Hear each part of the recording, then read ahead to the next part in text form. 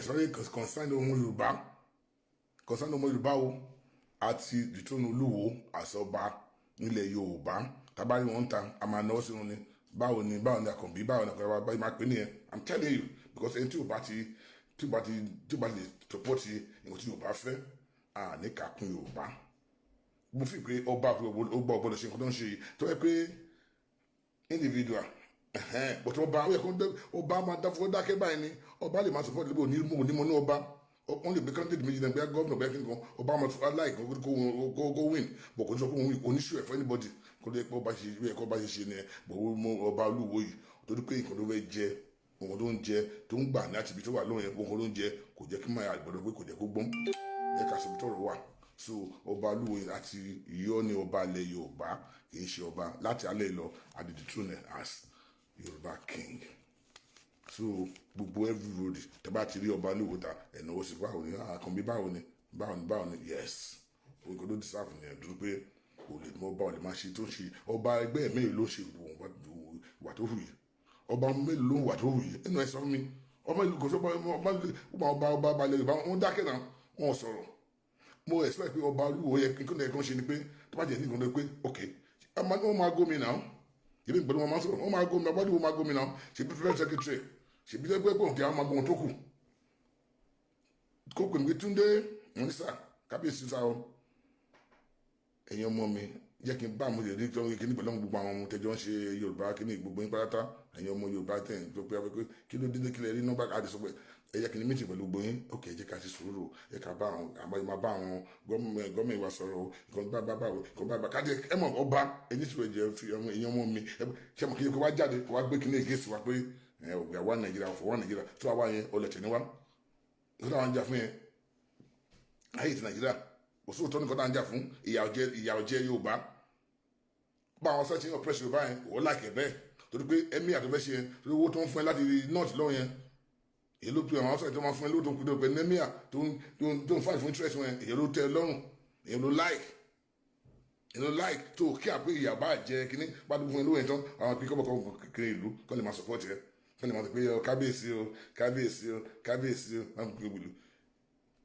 mi ò fẹ́ sọ wọn kan àìpẹ́ láì jìnnà anyway ẹ̀yin aráàlú ẹ̀yin ará Ìwó mọ̀ pé ẹ bá wù yín ẹ bá kí ọba yín kí máa fún yín gba disgrace èyí lẹ́mọ̀ lẹ́tọ̀ tí pé kí n lè fẹ́ happen dà fẹ́ mọ̀ dábùn but ẹ mọ̀ pé màkànmákan ní akọ̀ǹgùn síbi kan lọ́jọ́ kan màkànmákan ní akọ̀ǹgùn síbi kan lọ́jọ́ kan and then tó bá fi pé ògbójúlé àwọn gómìnà kan kò máa embarrass aráàlú ẹ gómìnà ní síbẹ̀ láéláé wọn ò ní síbẹ̀ láéláé ìwọ olùkọ́ni bá ṣe ẹ̀yẹ kan bèrè nọ́mbà the number to call is 074 is plus wọ́n yẹ pé data London is plus 44 74 48 69 5361 plus 44 74 48 69 5361. That's the number to call him. Don't be a number like don't be a number. That's the number. That's the number. And you know when you see, please don't forget to subscribe to our YouTube channel, David Hamilton Voice 234 on YouTube. And those slow down. Hello, interview with Moshe from Obalu. Is it about 2 or 3 years ago? Don't deny. Moshe been since those again. Moshe been all again. The most of them way. Hero Oba will know by you. The way of the emir. Over the emir and this man called him and said, "Oh, deny, but we see emir, bye, running, bye, too long with Lawani kiri, don't be Lawani, don't she be emir kiri. She could show you go turn and go from Pines. They pay interest I want down, you know, look on interest you back, was look on interest down, I don't feel no press one, lay you back, don't feel a jail more, and more. Àwọn tó fi àjọ ọmọ ẹ ní interest kò tí àwọn ìlú support tó pé nǹkan owó tó fẹ́ gbà ẹjọ́ tó lọ́run ẹ̀yin ọmọ Yorùbá ó wà kù sí yín lọ́wọ́ ó kù sí yín lọ́wọ́ kí ni mo sọ ó kù sí yín lọ́wọ́ no the number I have said the number is 074 48 69 5361 074 48 69 5361. that is number so fún àwọn tí ó ń bèrè number so ìyẹn ní ti ọba Olúwo of Iwoland. àwa ò ní nǹkan ṣe pẹ̀lú nǹkan tó wà kù ní ìlú ẹ̀ wọ́n kú òun pẹ̀lú àwọn aráàlú ẹ̀ kò kí wọ́n má fi gbé ìlú ẹ̀ gbàkan kan bí ọba Olúwo bá sọ nípa ọ̀rọ̀ tí Odùduwà Republic yìí kò sẹ́ni tó máa kíà nípa ọ̀rọ̀ ẹ̀ but tí Odùduwà Republic tó wà lọ́sọ̀ yìí òun ló wá jẹ́ kí wọ́n fi ṣe pé tó fi ṣe kíni tó fi kọjá yìí ẹ̀ láàrin àwọn ọmọ Yorùbá ìsìná pé bóyá yẹn kan hate ẹ̀ bóyá kan nìkan má fẹ́ tìrìtì ọba Olúwo kì í má tìrìtì ẹ̀ tipẹ́tipẹ́ bọ̀ àrífẹ́sù mo fẹ́ dá sí kò sí sàmì tí ń tìrìtì ẹ̀ lọ́wọ́ tó mo lè fẹ́ bó fúlẹ̀ but náà ṣé gbogbo wọn tí ìgbà tí Mọ́rin Bádéjọ tó tìrìtì kéètì ẹ̀ táìmì ṣé gbogbo wọn tí Mọ́rin Bádéjọ sọ ń pa ṣé ó parọ́ ọ̀sìn kò parọ́ ṣé gbogbo ẹ̀ tí wọ́n ta yẹn sí pé gbogbo wọn tó ń sọ nípa ọba Olúwo pé òótọ́ ni pé interest Yorùbá ọ̀tẹ̀ kò tiẹ̀ kí à ń pa tààrẹ nìkan ló mọ̀.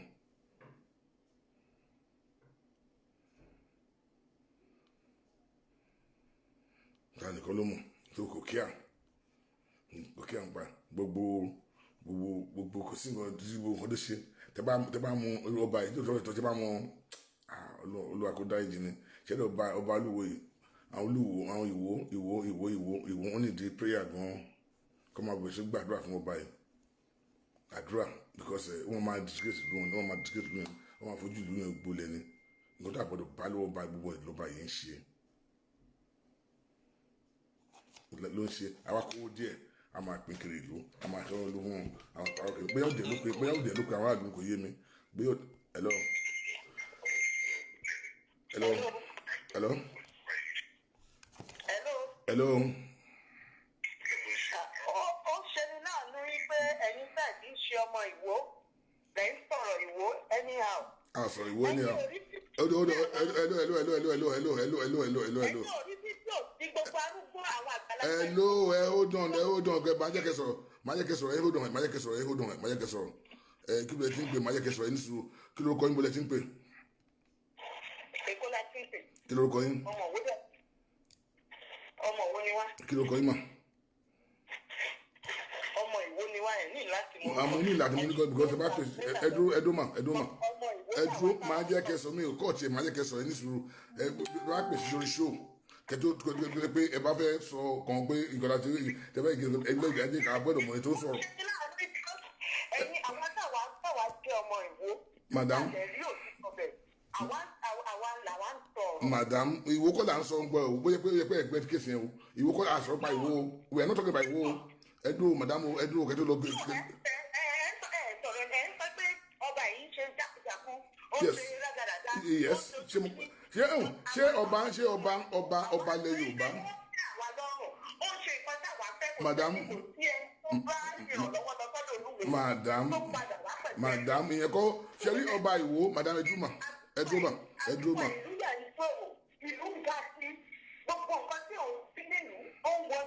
Okay, madam ẹni sùúrù a máa jọ sọ níwọ̀n tún ẹ jẹ́ sọ fún madam ọba Ìwó ẹ fi pé Ìwó nìkan ni ọba Ìwó jẹ wáyé lórí ṣé fi pé Ìwó nìkan ni kíni ọba tí àwa Yorùbá ni nǹkan tó bá kan tó bá bájú abámú nǹkan tó bá bájú abámú nǹkan tó bá bájú ní o balẹ̀ ṣé iná ń gbọ́dọ̀ ọ̀ní oṣù àti Olúwo ń hù ẹ̀yẹ́ tí sọ̀rọ̀ Olúwo ọ̀ní òwò àti Olúwo ń hù Olúwo ń dìgbèsè Yorùbá ó ń dìgbèsè Yorùbá. No madam tẹ́lẹ̀ ní madam yóò kọ́ síjọ́ no ọ̀ní òwò àti. No so torí pé ẹ̀yin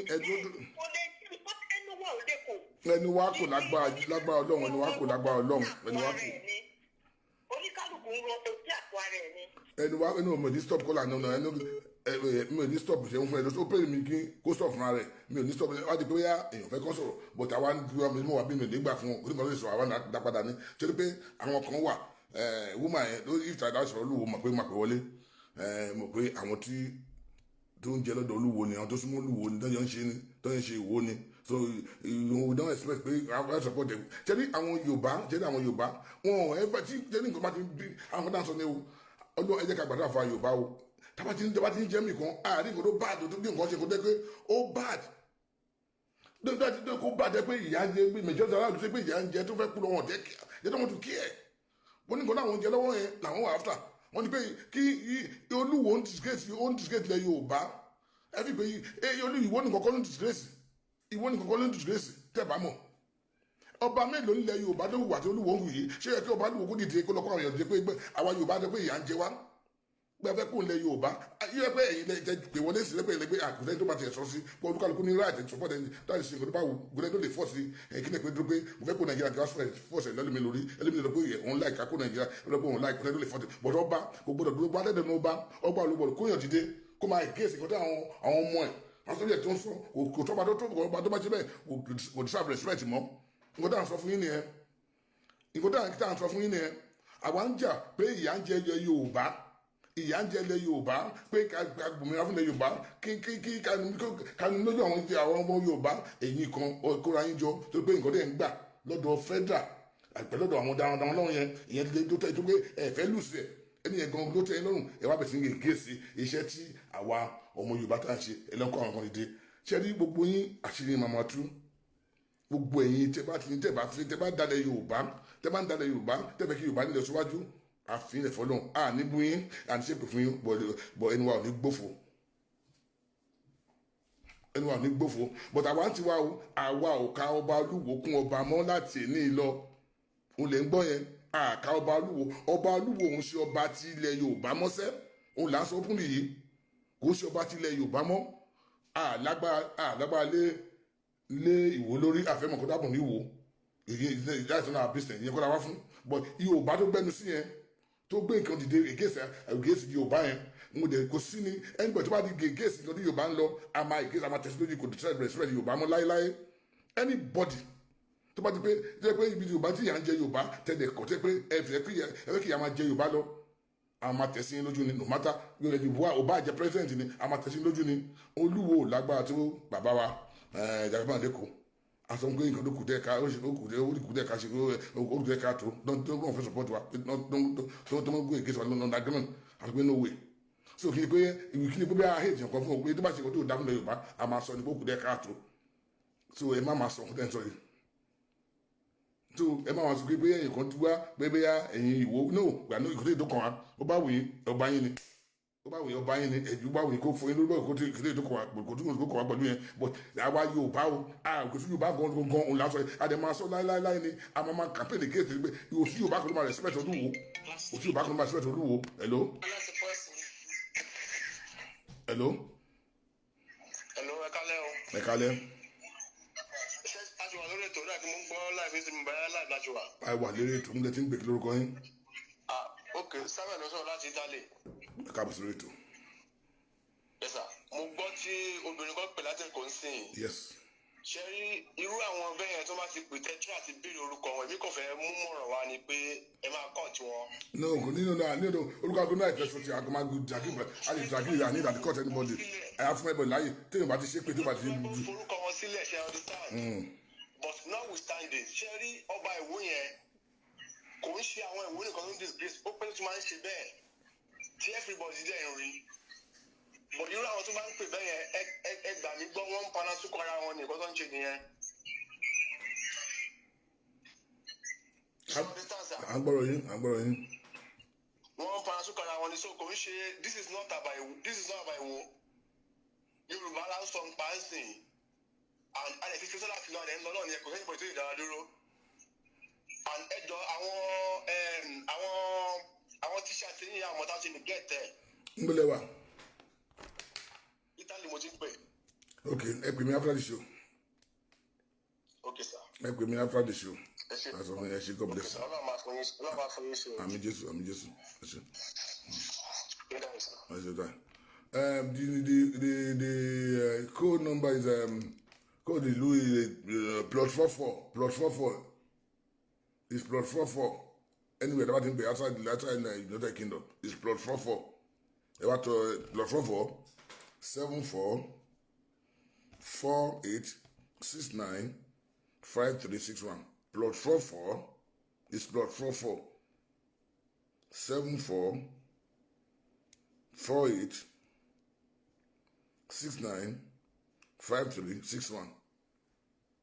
Ọbí tí ọba kì í wà tí bí bàbá olúwo ṣe hùwà yẹn ọba kì í hùwà bẹ́ẹ̀ so àtijọ́ wọn lọ́ba àtijọ́ wọn àgùlè èmi sọ wọn pé máa yí èmi máa ń pè é máa ń sọ̀rọ̀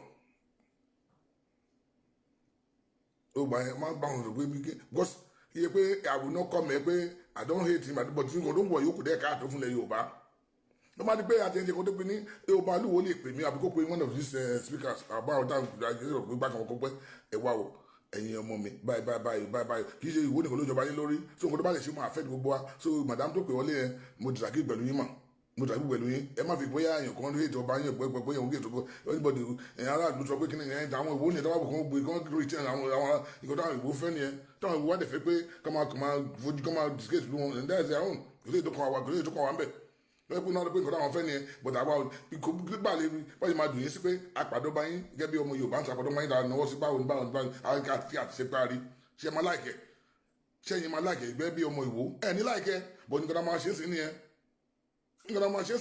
ìkọ́ tó pé a sọ pé kí n kọ́ support dandan orúkọ tó ní right ẹ̀ pé kí n kọ́ support Yorùbá Republic but iye pé kẹwàá yẹn ó ti jẹ́ ọba kò tọ́ sí wọn là ń sọ nǹkan tí ò da ó yẹ kó dákẹ́ kó máa wò wá ràn ní iye pé àwọn ló máa lọ sponsor àwọn èèyàn kan mo lọ kó owó lórí àwọn ìyá kan lọ́jà kan lórílẹ̀ nìkan gbé owó fún wọn kan bẹ̀ sí pé ẹbẹ̀ sí káàkiri gbogbo ìlú ẹ fún wọn ló ara lọ́fẹ́ ọba àgbà gbogbo rẹ́ǹtì wọn rẹ́ǹtì wọn ní gbogbo àwọn tó kó bẹ̀ owó ló kó pín owó lé wọn lọ́wọ́ ni tí àwọn ọmọ tó ti kí ni wọn kọ́ bọ̀ yẹ jáde ẹ sọ pé ẹ fẹ́ ọba tí ọba bá wà tó da ṣé wọ́n ní ìdáṣe fún gọmẹ wọn ò ní gbogbo yẹn wọ́n á jẹ́ pé èní ọ̀la ọba yìí ní iná pariwo every time tí ọba yìí bá wà bí ọba tó bá respect rẹ̀ tó bá wà tó bá ti rà. Hello. Hello, bàbá. Ẹ kálẹ́ o. Bàbá ṣé iṣu làwọn àṣà. Bẹ́ẹ̀ ni ẹjọ́ kí lórúkọ ń bẹ̀rẹ̀ tí ń pè. Ṣẹlá ló ń pè láti Nàìjíríà. Ẹ káàbọ̀ sórí ètò ìsà. Ọ̀làdà.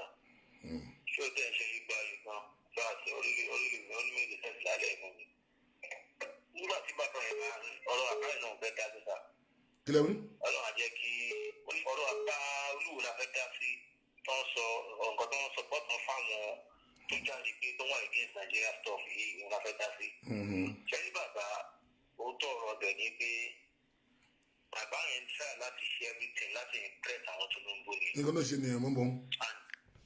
Ẹ ti get and wọn kọ̀ láti ta gbogbo ọmọ Nàìjíríà gbogbo ọmọ Yorùbá nítorí àpótí ara wọn. Ara wọn ni. Obìnrin tó pèjọ láìpẹ́ yẹn sìn díkìtọ̀ ìlú ara wọn ni. Àwọn aróòtọ́ ọ̀rọ̀ máa sọ ni. Àwọn arídẹ́ ti bàjẹ́ ni wọ́n. Kí ló dé ohun táwọn olùgbò ń pèsè fitness eléyìí? Ẹ̀yin nìkan nítorí tàpárá yín nìkan ẹ fẹ́ ta bọ̀. Ìdáwọ́ náà táwọn tẹ̀ ẹ̀rọ àbáyẹ iṣẹ́ tó jẹ́ ni. Ọba mélòó ló jáde kò jáde ònìkan ló sọ̀tọ̀ àwọn Tinubu. Exactly. Ìpínlẹ̀ ló jáde ilé tó jáde tó sọ pé káwọn kan máa jáde ẹgbẹ́ káwọn òyìnbó kó máa para kọ́ wà ló gbọ́dọ̀ sí láéláé. Eléyìí ò tójú sí gbogbo wa. Exactly. Àwọn irú madam tó pọ̀ lé ẹ̀kọ́ madam ò rí ni madam ò dẹ̀ rí nǹkan mọ́ ẹgbẹ́ kí ni nǹkan tó à ń sọ yìí ọ̀rọ̀ gbogbo ìwú là ń sọ yìí yìí ti pé ọ̀rọ̀ gbogbo Yorùbá là ń sọ yìí yìí ti pé bí èèyàn gbé èké sí pé bí èèyàn ọ̀dọ́pọ̀ bá kan máa jẹun bàbá yẹn kọ́ ànítẹ̀ lórí yẹn lórí àfẹ́mọ̀ kò dábùn ní ìwò ìjà ìṣòro gbogbo ẹ̀. Exactly gbogbo nígbà tó sọ ọ́ mi ṣe pé kò sí ìgbà tó ṣe tí mo mọ̀ tó wọ ẹwà lọ́wọ́ mi àti blogger gbogbo ẹwà lọ́wọ́ mi but I never come out one day pé ìgbà tó tiẹ̀ ṣe mo pé máa yẹ pé bẹ́ẹ̀ bá sọ pé. Ìgbà tó ń ṣègbè ẹ̀kẹ́ come out wọn àwọn madam mori ló jáde tó ń takò personal issue wọn tó ní pẹ̀lú ẹ̀ bá tọ́ lọ́wọ́ wọn ní issue pẹ̀lú. But mo rí bẹ́ẹ̀ gbogbo respect wọ́n deserve in fact wọ́n ti ṣé òkan ti wáyé rí bẹ́ẹ̀ pé ẹ̀ jẹ́ kán bú wọn. Láíláí. Fún yín láti sọ̀rọ̀ ní táìmù yìí ó ti fa ètò tẹ́ ẹ̀ ṣe ètò ọmọ Yorùbá ni mo ti wọ́n ṣe ti pẹ́. Ẹ tó bá tàpá sí Yorùbá máa tẹ̀sán dọ̀rin ló bóyá láì tó máa tẹ̀sán dọ̀rin lójú ni. Ẹ̀wọ̀n tí ṣe Sunday Igboho ṣe bàbá ẹ̀wọ̀n tí àbá yìí ṣe. Ẹ oríṣi kí bàbá yẹn take ẹ oríṣi kí tó Igboho take nígbà tó bá pa pẹ́ tó bá pa bọ́ pa tó má pa Tinubu mẹ́ ńkọ́ yẹn ti kàbùrù dájà nínú gómìnà rẹ̀ náà ọmọ akọni ọmọ Yorùbá nìyẹn akọni ọmọ Yorùbá nìyẹn. Àwọn tó wá gbé ẹ̀yin ọba ẹ̀zálè bàbá tó fẹ́ràn ìdí ẹ̀jẹ̀ ọ̀ṣọ́gbọ̀ yìí tiẹ̀ ní dẹ́ẹ̀ bá ní contribution ṣùgbọ́n wọ́n á tẹ̀ dákẹ́. ìkànnì bí mi ló nìyẹn pé bàbá Yorùbá tẹ̀ dákẹ́. ẹ wá jáde ẹ wá ṣèbàjẹ́ Yorùbá nítorí àtẹnujẹ. jẹnujẹ. Ọlọ́run ọba ó kù wọn ó kù Ọlọ́run ṣùgbọ́n wọ́n á fẹ́ ọkọ̀ bàbá èmi ò bí tèmi lè dá sí i ṣùgbọ́n níwọ̀n bá tèmi ìdá contributory ọ̀dọ̀ tèmi náà gbogbo ìgbésẹ̀ tèmi láti jáde ó ṣèlú nìkan mo ní ilé iṣẹ́ tèmi díẹ̀ tí mo manage gbogbo àwọn ọṣẹ́ pátá lórí ẹ̀rọ oníṣẹ́ àníṣẹ́ lọ́jọ́ ní ọdún ọ̀fẹ́ ní oníṣẹ́ ẹ bá a jáde but ẹ má jẹ ẹjọ ẹ má attack house ẹ má attack anybody peaceful rally ẹjọ ẹ má ṣe jàgídíjàgan peaceful rally ẹ má attack anybody. Yes a máa fún Yorùbá nation ní sọ́kọ̀tì wa because àwa ìyà ò jẹ wá ebi ò pa wá ṣùgbọ́n bàbá àwọn tí yà ń gbé ti pọ̀jù sàkàní ẹ wo gbogbo pọ́ọ̀tì wa léde ẹ wo gbogbo ẹ̀kẹ́ army sójà police gbogbo iye jẹ́ ti pọ̀jù Haúsá ló pọ̀ tó ayé nínú ìlú yìí ẹ wo gbogbo pọ́ọ̀tì wa Haúsá ló pọ̀ tó rẹ̀ gbogbo ọlọ́pàá tó yìnbọn pa àwọn gbogbo sáàtì Haúsá gbogbo wọn nà áwọn. Èmi nǹkan tí bàbá yìí máa ń exactly. Bàbá náà máa ṣọ́ra tí ìgbòho bá gbé ìgbésẹ̀ tó gbé yìí káàlù bá wọ́n ṣe tẹ̀ka gbé òní sínú tán pé Yorùbá wà nílẹ̀ yìí. Exactly.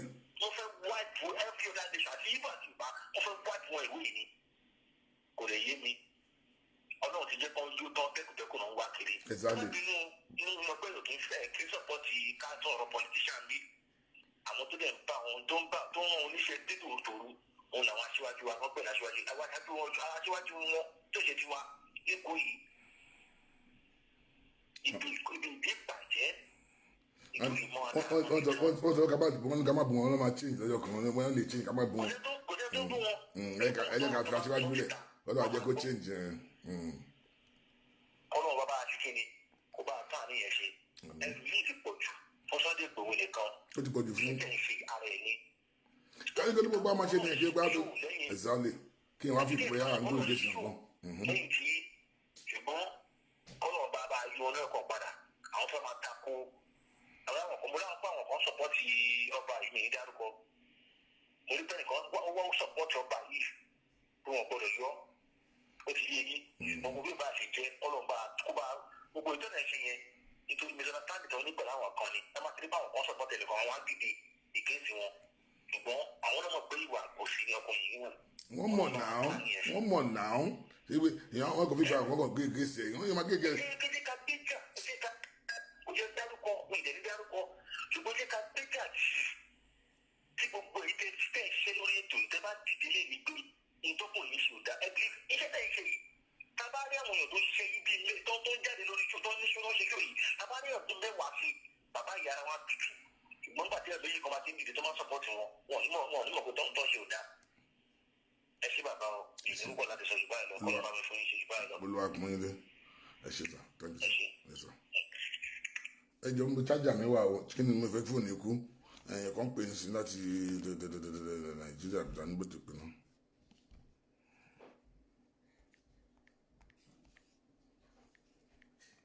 Not fún ẹ̀yin gbogbo ọmọ Ìwó Olúwa mọ̀ pé ìkíni ló kàn mí pẹ̀lú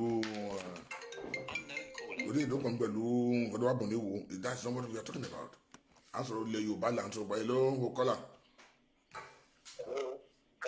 ẹ kálẹ̀ o ẹ̀jọ̀ ń bolẹ̀ tí ń pè kí ló kọ́ ń bolẹ̀ tí ń pè sọ. kí lẹ́wí sà.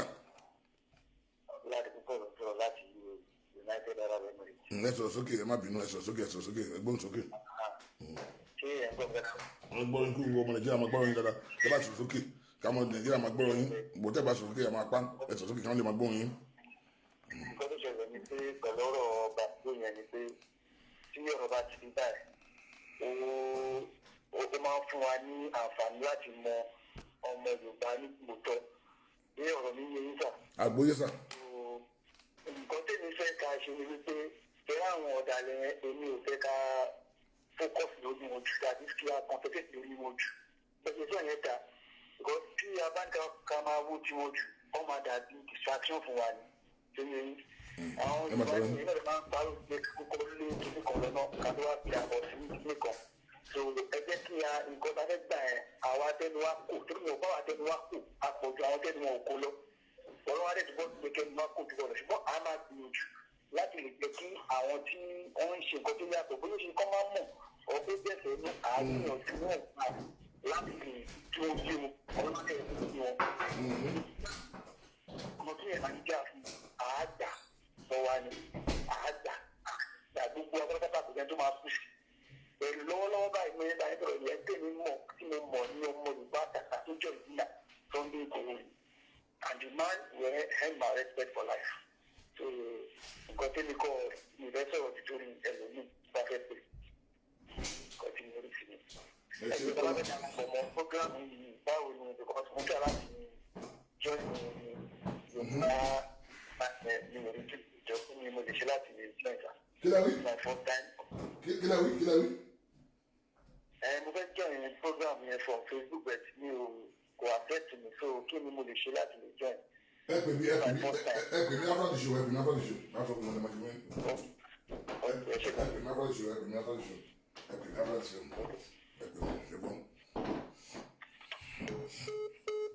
So gbé fún èyí tẹ́ ń gbọ́ mi, èmi ò wá láti wá ègésì pé bí àmọ́ hate Olúwo mọ́ ìdìbò ti wà tí yóò bá ń wò tí ò bá da agbọ́dọ̀ sọ́sà ní gẹ́gẹ́ bí ọba ilẹ̀ Yorùbá.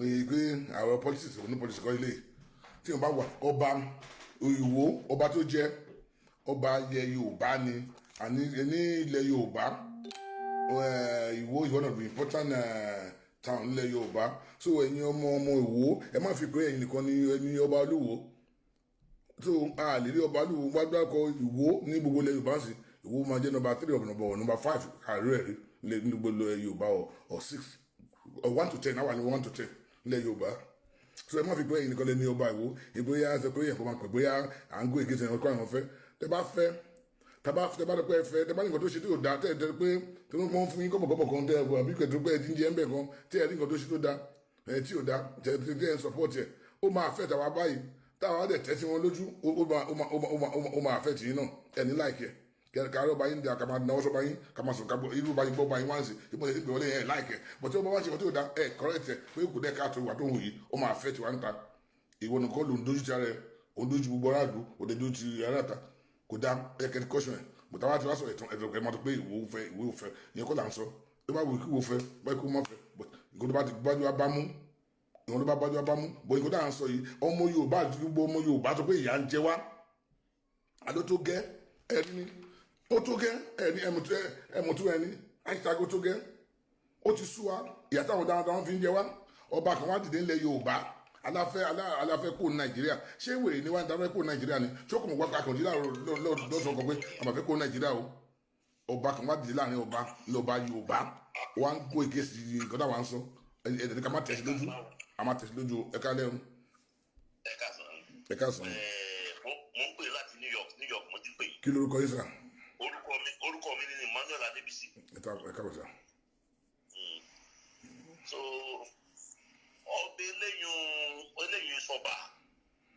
eléyìí sọba àkọ́yẹ́ ká kọ̀rọ̀ rẹ̀ kún eléyìí sọba gbogbo àwọn eléyìí sọba àkọ́yẹ́ ká sọ̀rọ̀ wọn àwọn ọba Tinubu nù àwọn ọba tí Tinubu yàn ni àwọn eléyìí sọba ìkọ̀yẹ́ ká máa kọ̀rọ̀ wà orí ìwò ọ̀rọ̀ mélòó lórí ọba ọbẹ̀ eléyìí ọ̀rọ̀ mélòó lè sọ tó lè nílẹ̀ Yorùbá èèyàn mélòó ló fọlọ rẹ̀ ẹni tíyàwó ń kọ́lẹ̀ sẹ́ni tíyàwó ń kọ́lẹ̀ ní ọba tíyàwó ń kọ́lẹ̀ ṣé ni àwa gbọ́n kọ̀rọ̀ ẹ̀kún kọ́ ẹ ká kọ̀rọ̀ ọ̀rọ̀ àwọn eléyìí kún ọkọ̀ gbẹgbẹ tí ń ṣe wíwèrè sẹ́ni ká ka ọ̀rọ̀ wọn kún àwọn eléyìí kò nídìí ká kọ̀rọ̀ wọn kún because ọba jẹ́ kó ọba tó láròjinlẹ̀ dáadáa he will be silent than talking. Sálẹ̀ àbẹ̀rù eléyìí o. Kátẹ̀ láì kò sọ́kọ́tì Odùduwà nation. gbogbo yẹn kó bá support Odùduwà nation náà wíwá lè fọ́ọ̀dù bọ́dù bọ́dù kálukú wò lópin ní tiẹ̀ kó bá dùbọ̀dù wọn ó yà ní oríṣi tiẹ̀ lóbi tiẹ̀ alẹ́ pé lẹ́nu bẹ̀rẹ̀ lórí náà yíyí ọba nílẹ̀ Yorùbá. kò ní sọ̀rọ̀ so kama ọlọ́run tí ó mú lójó sọ̀rọ̀. president máa pẹ́ padà. ọlọ́run fọ̀rọ̀ kẹ́ bàbá àwọn bàbá mi lọ́yọ̀ọ́ àwọn gan tí wọ́n lágbára nílẹ̀ Yorùbá tí wọ́n lágbára nílẹ̀ Yorùbá wọ́n rọ̀ wọ́n lóyè gbélé ọba Kéréje ní ọba Ògbò ọba Kéréje ní ọba ìlú mi gan bí mo ṣe sọ pé ìlú mi gan ò ṣe kíní gan ọba ìlú mi gan ní history ju ọba Ìwó lọ ọba Ògbómọ̀ṣọ́ ò ní history ju ọba Ìwó lọ kí ni ọba Ìwó ṣe nílẹ̀ Yorùbá. No, my brother. Ẹ má jẹ́ ká go that way. Ọba Ìwó is one of the important ọba. Ìwó is one of the important kíní ní ilẹ̀ Yorùbá o. Ọmọ kíní kan ní kó kíní. Àwọn ará àwọ̀ wọ́n bá wí. Mo fẹ́ káwọn ará àwọ̀ bá wí ló yẹ kí n máa lọ báyẹn sà. Mo fẹ́ wọ́n bá wí. Wọ́n máa wò pé táwọn bá ti jọba yẹn kò sí ní tí ó yẹ kẹ́kẹ́ lè fà wọ́n sí. Àwọn ará àgbẹ̀ wọn fi ọjẹ́ wọ́n sì lè rọ̀ lóyè. Tó ọba tí wọ́n lè rọ̀ lóyè. Àwọn ará àgbẹ̀ wọn fi ń jẹ́. Àwa tiẹ̀ ti àwa ọmọ Yorùbá tẹ̀ ti rọ̀ lóyè àwa Yorùbá o Ìwó nìkan ló jọba yé lórí kì í ṣọba Yorùbá mọ́ àti rọ̀ lóyè èmi gẹ́gẹ́ bí leader concern ọmọ Yorùbá worldwide pẹ̀lú àwọn ọ̀dà kìnnìkan ṣe Yorùbá yìí o as a leader mo sọ púlì sí pé àdìtò ní ọba lùwà sọba nílẹ̀ Yorùbá kì í ṣọba ọba Ìwó nìkan ló jẹ́. Wọ́n ní ọpọlọ bí Solomon àwọn ọba máa tọrọ bí ọpọlọ bí Solomon ni ibi tẹ́tí mọ̀ pé lè sọ ọba tó ní làákàyè ok fine wọ́n sọpọ́tì mọ̀mọ́pọ̀ sọpọ́tì Tinubu lọ sọpọ́tì bàtí Tinubu bá yí tọ́ba yí lójijì ńkọ́ Tinubu bá yí lójijì pé Odùduwà yìí lòun bá lọ tọ́ba yí lójijì ńkọ́ then who are you going to be? Ẹ ṣe kọ́lá God bless you.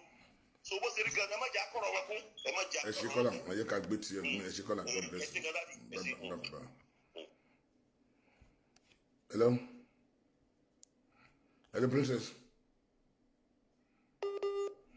Hello princess.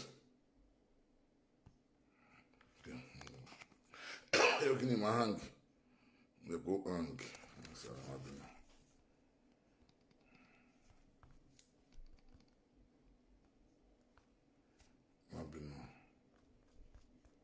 Àwa ti ṣe kí ni o àti ẹbí concern ọmọ Yorùbá worldwide leader of concern ọmọ Yorùbá worldwide alẹ́ yìí òun lè gbọ́ open ìlànà ìsìn àmì agbósórí kíní wa lálẹ́ ìtàn agbósórí kíní wa àti yọ ọba Ìwó àsọba nílẹ̀ Yorùbá ó bá wò ó Ìwó kan filẹ̀ bó o kíní gba gọ́ọ̀mẹ̀ntì kéde tó kàn wá àwa ti ọba Ìwó lọ́ba ti rí àmà náwó sí ni pé báwo ni o Àkànbí báwo ni ṣe wà ó kéré bákan àwa ò kákún ọba ilẹ̀ Yorùbá mọ́ ọba tó bá support sí agenda Yorùbá ní kákún ọba Yorùbá mọ́ so àwa gẹ́gẹ́ bí ọmọ Yorùbá tá à ń jà fún òmìnira ilẹ̀ Yorùbá tí mo jẹ́ one of the leaders tí mo sì wá jẹ́ leader concerned ọmọ Yorùbá mo sọ fún ìlàlẹ̀ gbogbo ọmọ Yorùbá nílé lóko wọ́ káàkiri àgbáláyé and all our members all over the world ọba olúwo látàdé ìlọ ọba olúwo ń ṣe ọba Yorùbá tiwa o ọba Ìwó nìkan ló jọba lórí tábà rí ń ta àwọn máa náwó sí ni pé báwo ni tó bá wo gọ́ọ̀mẹ̀ntì bá wo àwọn Ìwó kan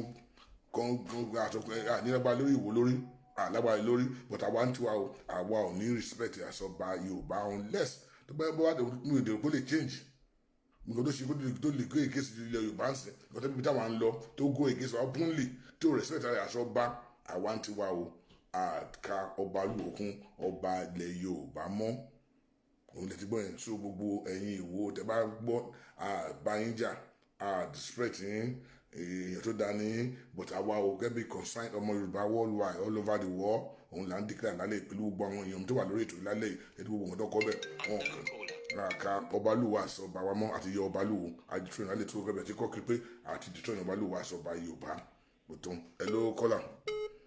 Hello caller. Hello caller. Hello caller. Hello caller. À ń gbọ́ yín. Ẹ kalẹ̀ káàbọ̀ sí ètò mo lè ti ń pè kí lórúkọ yín. Sá? Kí lẹ́bí sà?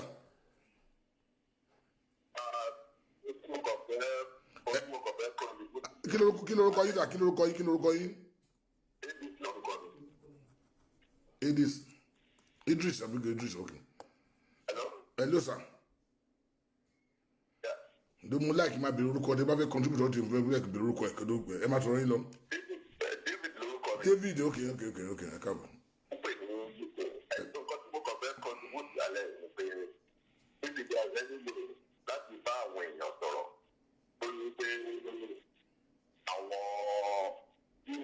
ṣe àwọn kọ̀ọ̀kan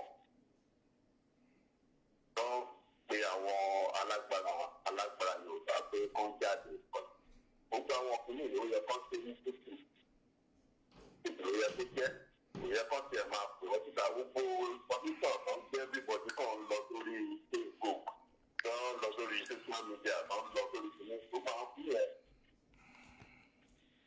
ó yẹ kí ó jẹ́ ìdíkùtì àgbáyé àwọn bàbá àwọn òbílẹ̀gbẹ́ wọ́n dà ní àwọn agbára tó lò wọ́n bá lè pẹ̀lú àwọn agbára ẹgbẹ́ ìwọ̀n wọn tìgbà tó bá ṣe wíjọ́ ní twitter lójà táwọn Fúlàní àwọn alágbára ló ti kàn mọ́ títọ́ ń lọ just like yesterday mo rí.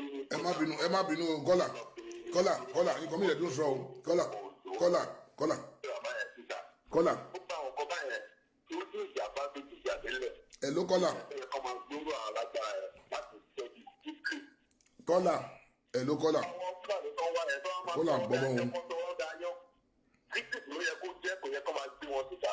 ẹ ló kọ́là ẹ ló ṣe ń gbọ́rọ̀ mi kọ́là. mo kàn fẹ́ sọ lórí àwọn eré àyẹ̀ rẹ̀ ẹ ṣe kọ́là gbọ́mọ o. ẹ ṣe kọ́là thank you.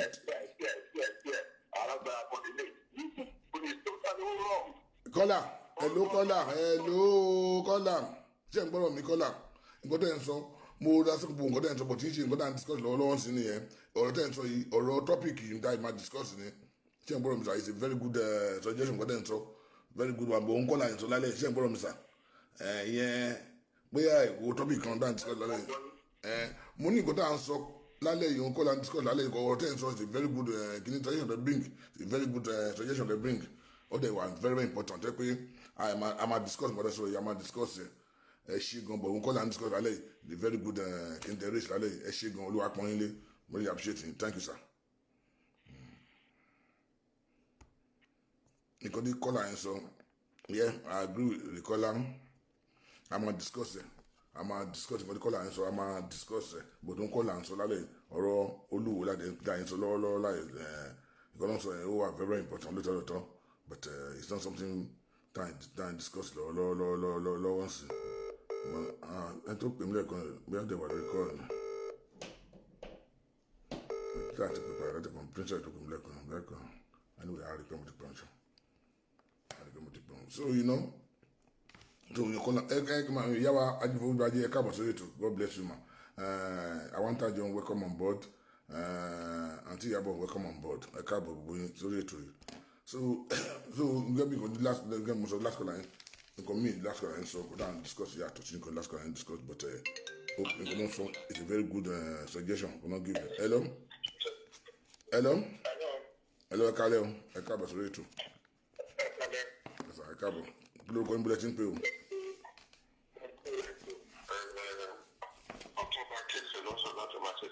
Ọ̀túnba kí ni sà. Ọ̀túnba kéèsì aláàtìṣe. Láti ṣe ẹ káàbọ̀ sórí ètò sà. Ẹ kú ètò. Yes sir, God bless you sir. Ẹ kú akitiyan lórí Oòduà Nation. Ẹ ṣe sà ṣé ní bá a ṣe àṣìwò ní bá a ṣe ẹni bá ẹjọ bá ẹ bá ṣe àìṣe àìṣe. Even last week I even contributed with Beijing. Èmi ti ń tẹ̀lé yín bọ̀ ọjọ́ pẹ́. But kí n sáré dá sọ̀rọ̀ tẹ̀ sọ yìí tó o ṣe wọlé kò ju 10 minutes. But ìwọ̀nba tí mo ti gbọ́ kí n tó dá sí i, wọ́n fi dá sí i. Ṣé rí àwa ní gbogbo Nàìjíríà ẹni tó ní àṣà culture tradition and turning moral ẹni tó ní tó Yorùbá ní tí ìfẹ́ rí. Ṣé rí ọba Olúwo àwọn mímọ tọba Olúwo sọ bọ̀ pé bí àwọn support Oòduà Nation nìkan tí mo understand nínú nǹkan tí mo dé bá. Ṣé rí kò jọ mí lójú because tẹ bá fẹ́ gbọ́rọ̀ gidi kò gbọ́dọ̀ jẹ́ ọba tó jẹ less than 10 years ago. Ọba tó bá ti jẹ less than 10 years ago ọba politics ọba tó support politician ọba tí politician gbé sórí oyè ni and of course kò lè tapa sófin ọ̀gá ẹ̀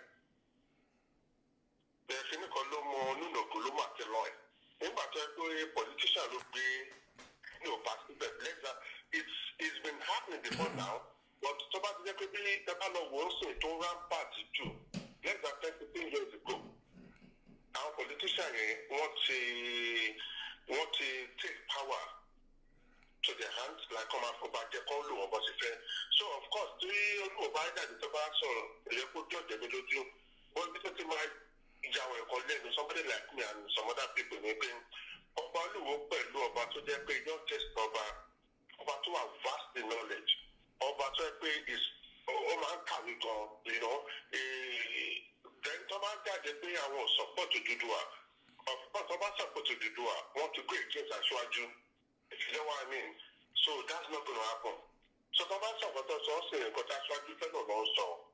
So I know you, David Hamilton, you have to suffer Agbalagba, and you don't allow your followers, somebody like me or any other person, God bless you, sir. Come and go Agbalagba. God bless you, sir. God bless you, sir. You don't like it.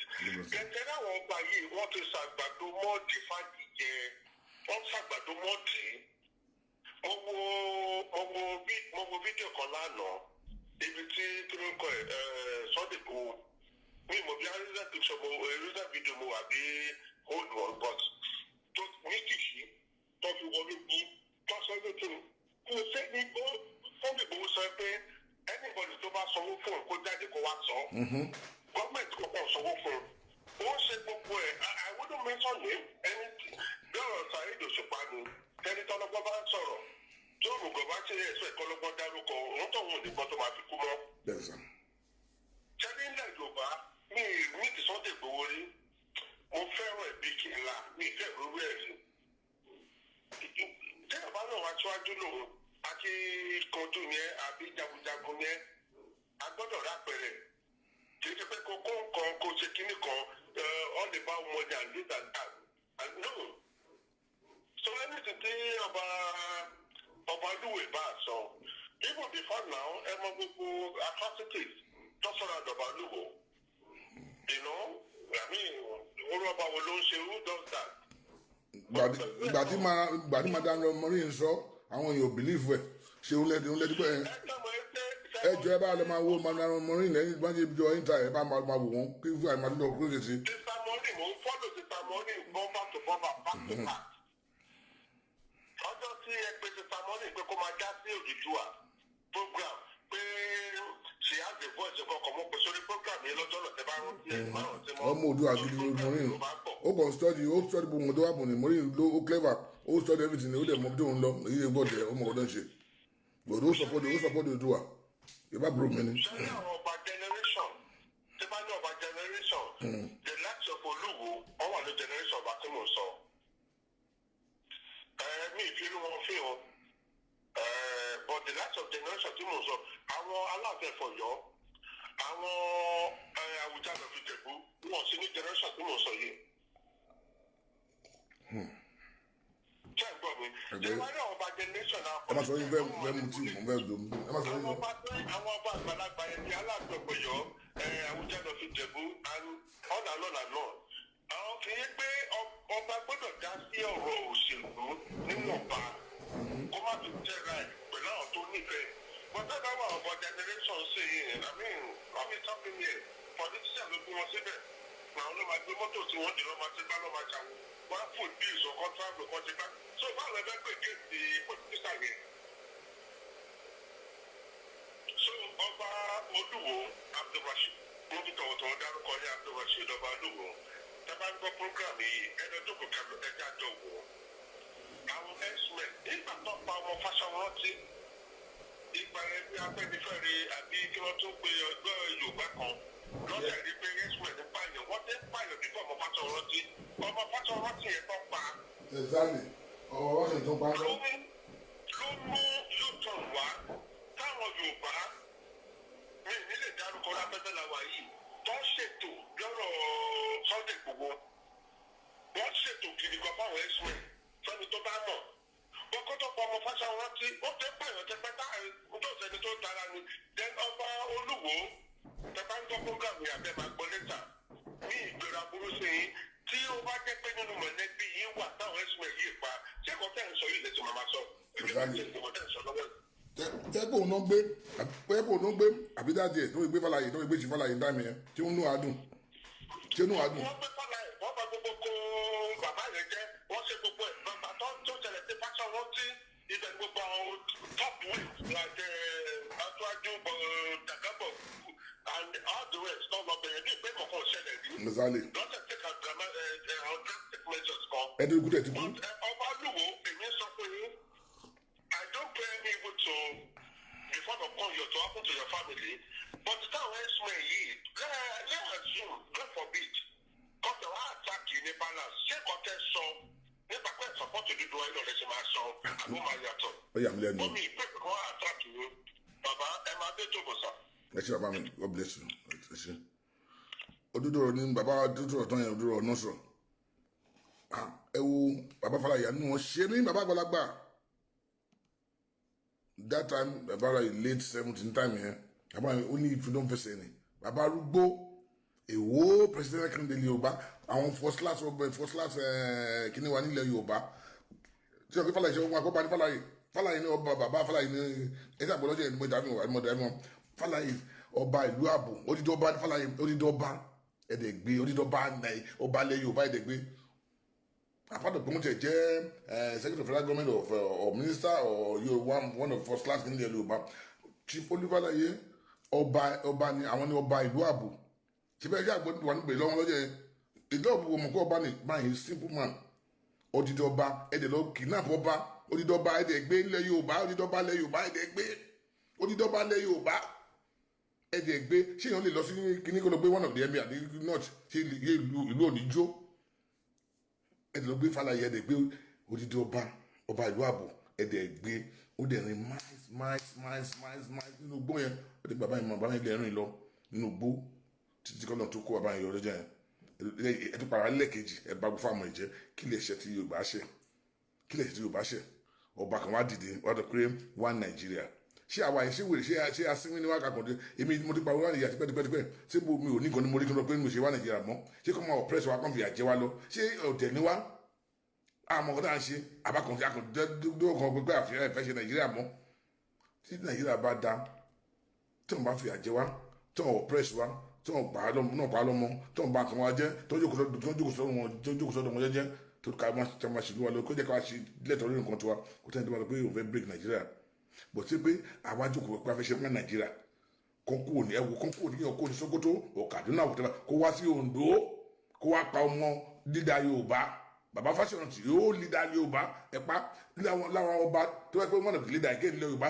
ẹgbẹ́ ẹ̀bá fáwọn ẹ̀jẹ̀ ẹ̀ka wọn bí ká máa wò ọba kan wá dìde pé wá Nàìjíríà ó yẹ kí ojú ti Olúwo of Holland ó yẹ kó jábọ́ lẹ́nu ẹ̀ ó yẹ kó dákẹ́ ni kí ló tó kó kó tó fẹ́ jẹ́ tó yẹ pé òun lo wọ́n yẹ gbé Chief Fálàyé ìgbẹ́ pé òun gbé kí ló àwọn aráàlú ṣe máa fi àwọn tó sọpọ́tọ̀ ọba àwọn oúnjẹ wọ́n ní máa fi pé kán lọ gbé ọba wọn kán gbé òun ló gbé pé ọba olúwo náà gbé mọ́ gbé ọba Fálàyé náà mọ́ gbé bọ̀ tó pé Yorùbá tó pé ajé èèyàn tó yẹ pé jẹ́jẹ́ ni wá kì í fa wàhálà tìbú ó sùn wá náà lélẹ̀ wọ́n pa odidi ọmọ líla Yorùbá ṣé wọ́n lè lọ sí ilẹ̀ wọ́n lè lọ sí kínní kọ́ lọ pa líla Àríwá from wọ́n tó bẹ́ẹ̀ ni.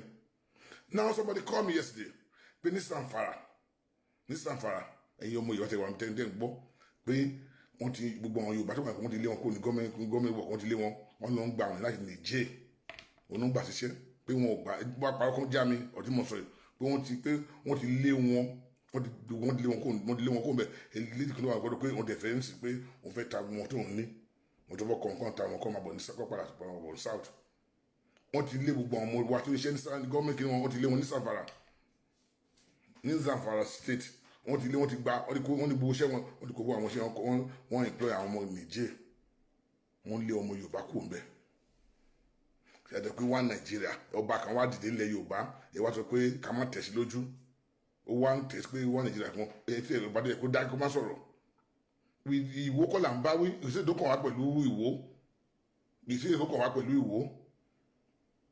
bọ̀dá àwọn nǹkan tó ti ṣe ọba tó yẹ pé kọ́mọ mi kò fẹ́ gbé pé mi ò fẹ́ yìí mo ṣe tó yẹ pé gbogbo àwọn ká má jẹ́ ká má tẹ̀ àtàwọn lójú mi fẹ́ go too far I'm telling you if I go deeper ọba yẹn ò ní láìka rẹ̀ gbogbo kí ni ẹ wà lọ́wọ́ mi I don't want to go deeper tó pé mo kò dákẹ́ ni fíìmù tí ó ti bú Ọọ̀ni of Ifẹ̀ tó ti gba Ọọ̀ni of Ifẹ̀ jẹ́ kí ni ẹ wà lójú yóò ní ẹ wà ló máa play tó bá kàn láwọn máa play gbogbo yẹn máa gbọ́ tó ti condemn Ọọ̀ni gbogbo wọn tó sọ gba Ọọ̀ni of Ifẹ̀ gbogbo ẹ̀ pàdánù máa play ẹ̀mí ẹ̀ máa gbogbo ẹ̀ live báyìí ní restaurant tó ti ń ba Ọọ̀ni of Ifẹ̀ jẹ́ tó kí ló dé irú ọba wo ni ẹ kí ni máa ń ṣe fún heaviness jealousness gbogbo nǹkan mẹ́rin so kí ọba olú kó yá jókòó ara rẹ̀ jẹ́ mọ̀ kàn gbọ́ wọn tí mo sọ because the press secretary everybody wọ́n wà gbogbo ẹ̀ ń gbọ́ mi ọ̀rẹ́ mi gbogbo wọn lórí kíní wọ́n máa gbọ́ wọn fúnra ẹ̀ gbọ́ mi kò máa gbọ́ kó jáwọ́ ní ìwà ọba lè bá wọn wà báyìí now àtàlẹ́ yìí lọ àka ọba olúwo kún ọba ilẹ̀ Yorùbá mọ́ kó yá ti gbọ́ látàlẹ́ yìí lọ àti yọ ọba olúwo kó nu ọba ilẹ̀ Yorùbá mi mo sọ fún mi lórí kíni sí as a leader of concerned ọmọ Yorùbá worldwide ọba olúwo látàlẹ́ lọ àká fún ọba Yorùbá mọ́ àdìdúró ọba olúwo àsọba anywhere tàbá ṣe ọba olúwo we will not line pé àbádàn fún mọ́ àbẹ̀rẹ̀ fún mọ́ àdàbálẹ̀ fún mọ́ pé ọba kábíyèsí no way kò jọ mọ́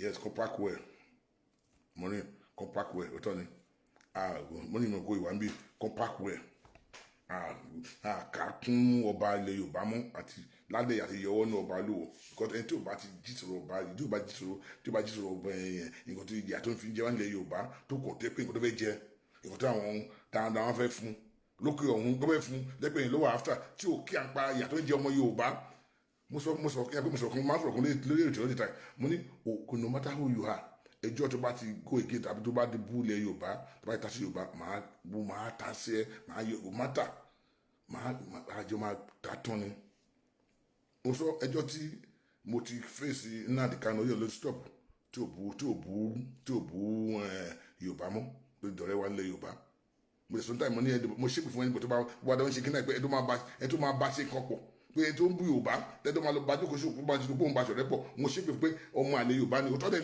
ní táìmù yẹn nínú bí mi gan because èèyàn lè máa bú ìran mi kò fi pé bí mo fẹ́ bá ṣọ̀rẹ́ wọ́dẹ̀ tí ó bá jẹ́ ọmọ Yorùbá náà tí wọ́n kó tún tàpá sílẹ̀ Yorùbá máa hìtì máa tọrọ burúkú sí ẹgbẹ́ lórí ni mi ò ká ẹkún Yorùbá because akílódé àwa ọmọ Yorùbá yẹ pé ṣe ká wà nílé bó ti wá dé pé ìwọ ọba torí pé nǹkan tó fẹ́ jẹ tó fẹ́ gbà lọ́dọ̀ àwọn darandaran kan ó wá ń tàpá sí nǹkan táwọn tó díẹ̀ ìyà ń jẹ àwọn Yorùbá tá à ń ké tó ń pa wá tó ń gbé ọba wa tó ń pa àwọn ọmọ wa tó ń fi àjẹ wá ẹ wo Sunday Igboho tó lọ sí inú igbó tó lọ pa lọ́ta ọ̀pọ̀ yẹn síbẹ̀ ń kọ́ pé ó dúró pé ìyá lè máa fi àbá jẹ padà di gọ́ọ̀mẹ̀ntì ò kíá gọ́ọ̀mẹ̀ntì ò kíá hello Prince Banjo welcome on board.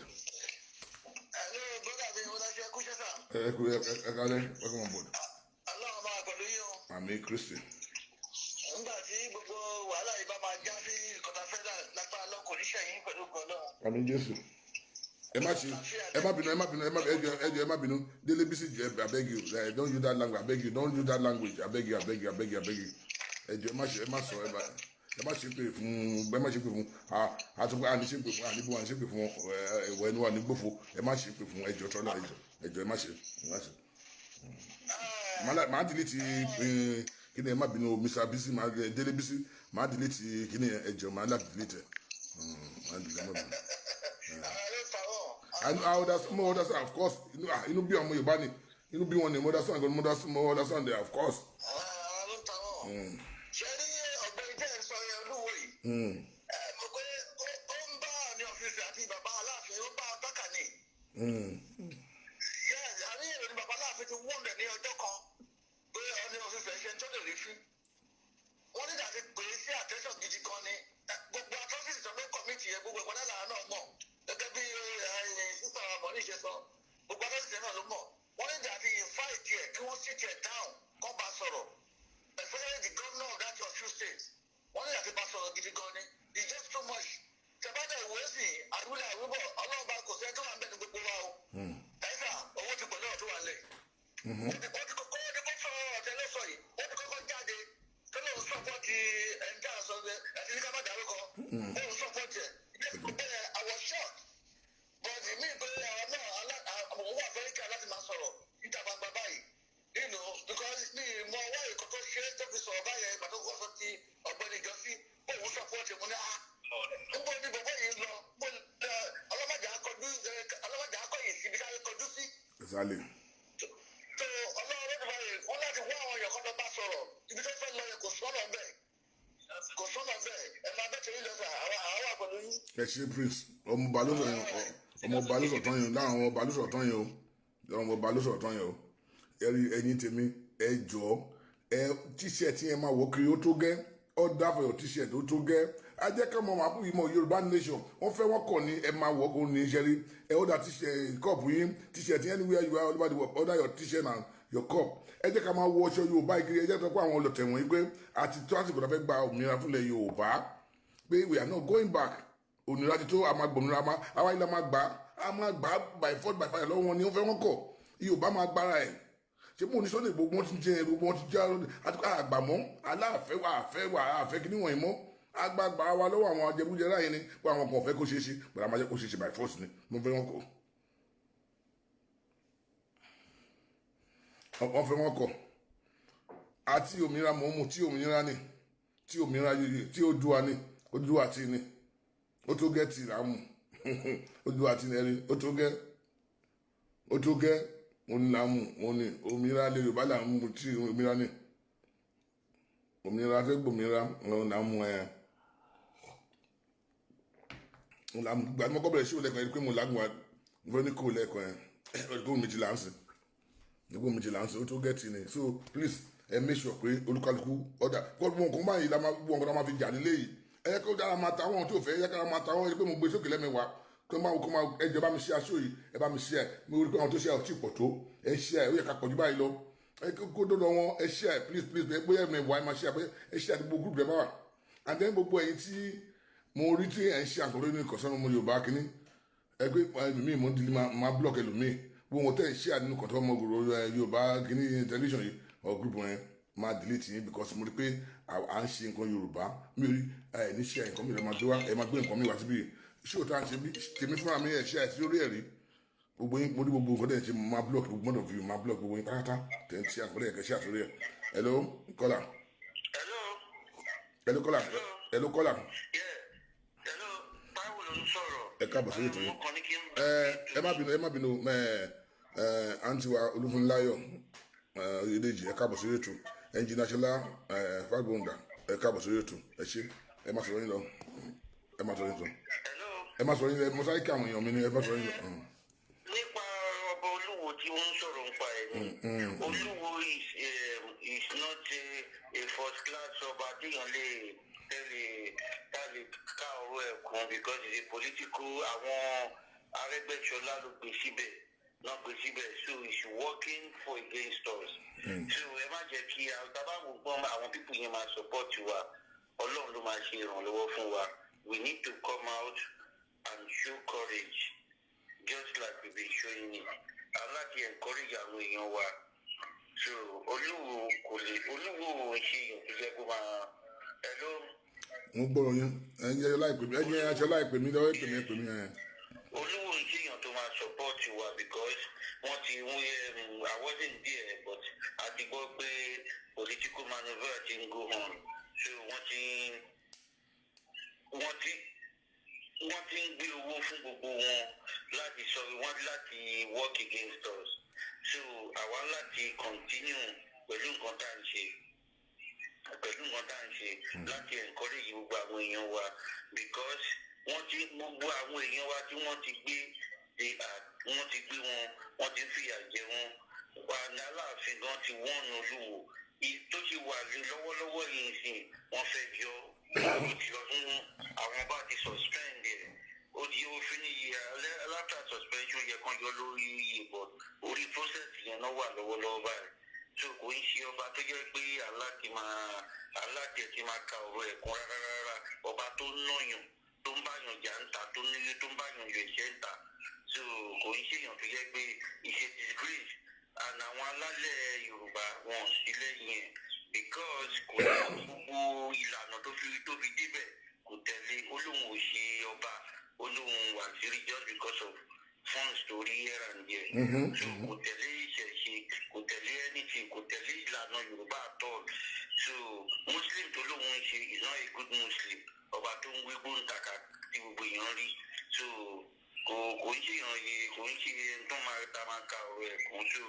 I cannot listen to any distraction ká continue then ká plan tá a ṣe máa on London rally àmọ́ pé restrictions wà so ká plan what we can do bóyá we few people 3 or few people can go to Parliament Square on that first. ṣé nípa London rally yẹn we are not coming out the London rally we are not coming out because wọ́n ti sọ àfẹ́rù òfin we are very free ẹni wọ́n fẹ́ jáde lè jáde individually lọ but we are not coming out like me and my group we are not going there we are not going to be there for that day because gọ́ọ̀mẹ̀ntì sọ adẹ̀fẹ́ tẹ̀lé òfin ìjọba afẹ́ pa òfin ìjọba mọ́ torí pé ìbò tí wọ́n fẹ́ ṣe ṣé ń gbọ́dọ̀ mi tọ́lá pé èèyàn mẹ́fà kan jáde ń sìn olùbá fẹ́ control anybody and then òun látọ́ ẹ̀ jáde ní time látọ́ ẹ̀ jáde ní Sunday 2 weeks ago látọ́ ẹ̀ jáde pé àti mọ̀ pé nǹkan báyìí lè happen so we are not coming out that day. We're not coming down. Wow, but we are not coming out. Me and my group, we're not coming out that day. We're not coming out. And we are towards next year by March. I'm a jadi. I'm a big rally. We are towards next year by March. Like March, like actually the other day towards next year March. I'm actually another big rally in London. Being like for long. See, we go back to the time. Because we are showing what behind. Because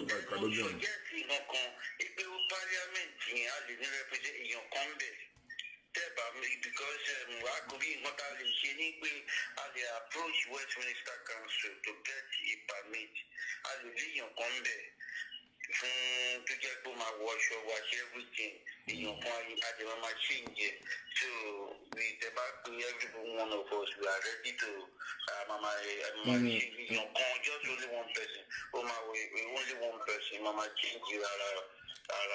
So while the machine. God bless you. Thanks, sir.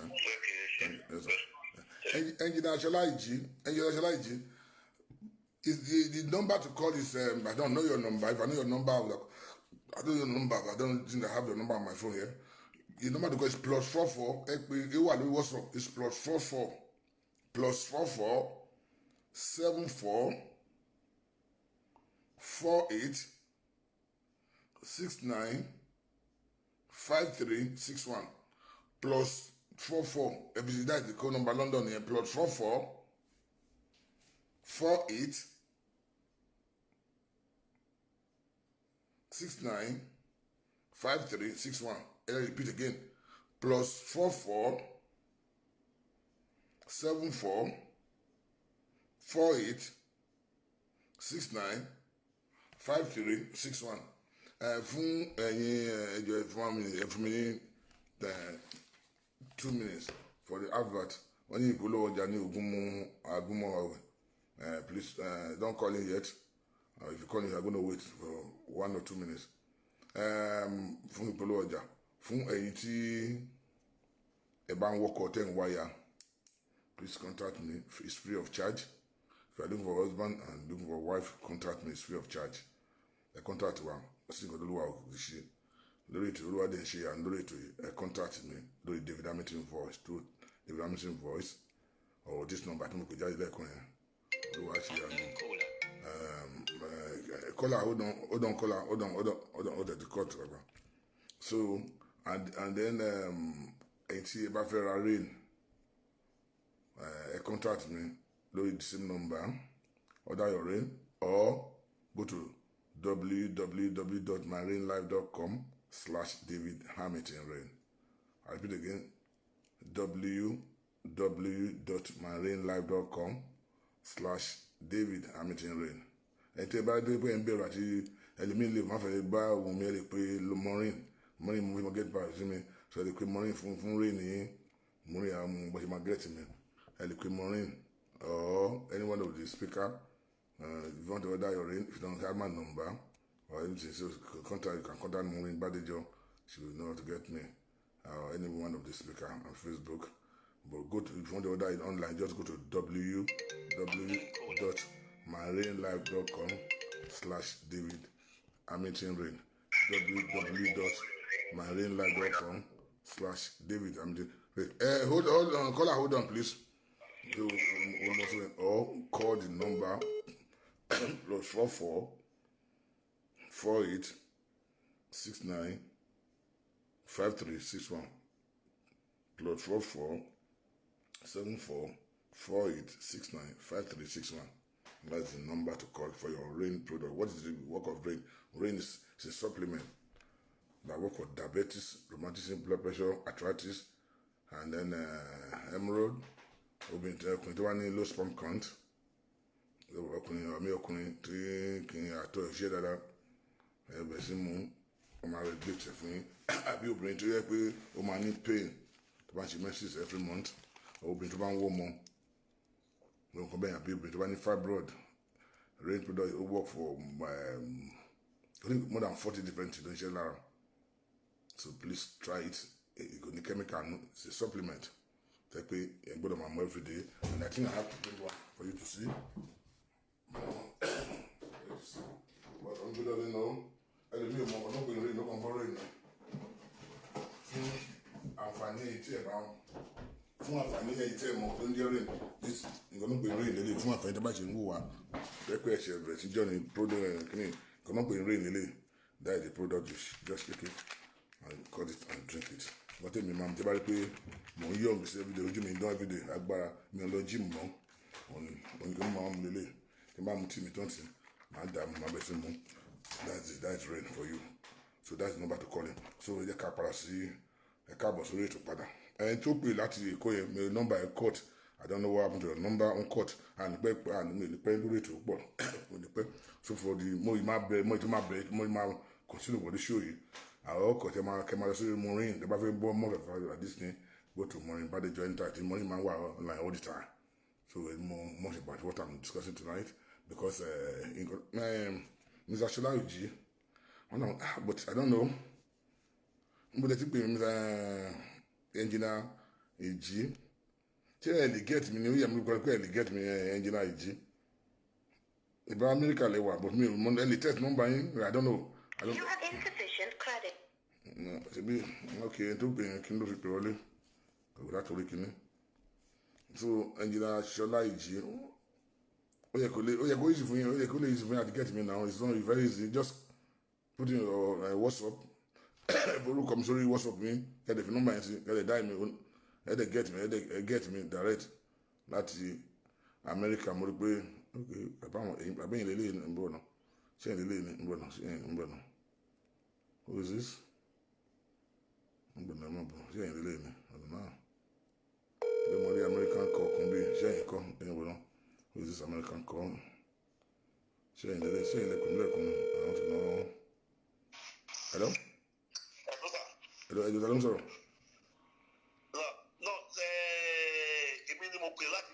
Okay. Oh, okay, my bad. Hello? Hello, Baba David. I'll say, my cabosa. You're not the Manchester. I can't pass. God bless you. Yes, sir. The first one is Jerry àwọn bàtà níyì àtàwọn gbajúmọ̀ àwọn sọmọrí kí Yorùbá lè ṣọ̀kan tó wá pọ̀. The way that I'm looking at it and I'm saying it, it's going to happen 10 years. The exact time I don't know. But ṣẹ́rí àwọn ọba yìí àtàwọn sọmọrí àwọn gbajúmọ̀ tó ti lówó Yorùbá máa bẹ̀rẹ̀ sí ní attack wọn individually because wọn ò ní support Yorùbá. Àkọ́kọ́ dógún lọ́dọ̀ àwọn ọba yìí pẹ̀lú àwọn gbajúmọ̀ kan tó mọ̀ ní pé àwọn gbọ́dọ̀ support kìíní yìí. I think that's number one. Ẹ̀kejì ni pé àjọṣepọ̀ wo ló wà mọ́wọ́ ìyá Ìrẹ̀lú nígbà tó ń ṣe Gani Adams olórí ọ̀fẹ́. No respect wọn mi ìmọ̀ bí ṣe lè sọ wọn ṣe kábíyèsí ní no respect anyway but kí ni àjọṣepọ̀ tó wà láàrin Sunday Igboho àti Gani Adams? That's the second question. Third question, tí a bá ń sọ̀rọ̀ Yorùbá sìn èmi ní generation tí èmi ní generation tèmi bọ̀ lẹ́yìn generation tí yìí bọ́ àti generation tí yìí o àti generation tèmi àtọ́ tó ń bọ̀ lẹ́yìn mi tó bá wò pé jagunjagun wo ló wà lẹ́ Yorùbá tó wà vocal tó ń sọ̀rọ̀ tó láyà tí gbogbo mo Yorùbá rí lónìí tẹ́lá bè lọ́yọ̀ mẹ́wàá èèyàn méjì mẹ́jọ wọn máa dá pọ̀ Sunday Igboho. ṣé ẹ kọ̀ọ̀kan lọ́jọ́ yìí sà. mo dé bá sọ ní ìmọ̀tẹ́ nǹkan. Okay, all right. ṣùgbọ́n máa dárúkọ Sunday Igboho because tábánikà wò sà ọlọ́run tẹ́tẹ́ Sunday Igboho kọjá nǹkan tá à ń wí yìí ní èrè Sunday Igboho rí ní èrè Ìbàdàn ní àjà àṣẹrí. ìjà Yorùbá nation tí Odùduwà àti everybody tá à ń clamor fún yìí bí ilé ìpamọ́ Sunday Igboho kọ̀ọ̀kan wà ní Nàìjíríà bí i Ireland Amẹ́ríkà kìíní kan ni máa ń gbọ́ program ọmọ ṣe máa ń sọ so kì í ṣe pé ní yìí fàtí pé fún yín pé káàmọ̀ nǹkan lè jàǹfààní ẹ̀ of course sílẹ̀ Yorùbá bá da ọ̀rọ̀ àwọn táwọn diaspora àpàdà wálé náà ni so kì í ṣe pé ó jà fún family ara Yorùbá ló ń jà fún and finally the last question ni pé kí ni àjọṣepọ̀ lórí program Èrèlú mo gbọ́ tí ìyá Èrèlú tó ń bí Ìbà Gani Adams pé kí ni àjọṣepọ̀ tó wà láàrin wọn pẹ̀lú pòfẹ́sọ̀ yìí lórúkọ bàbá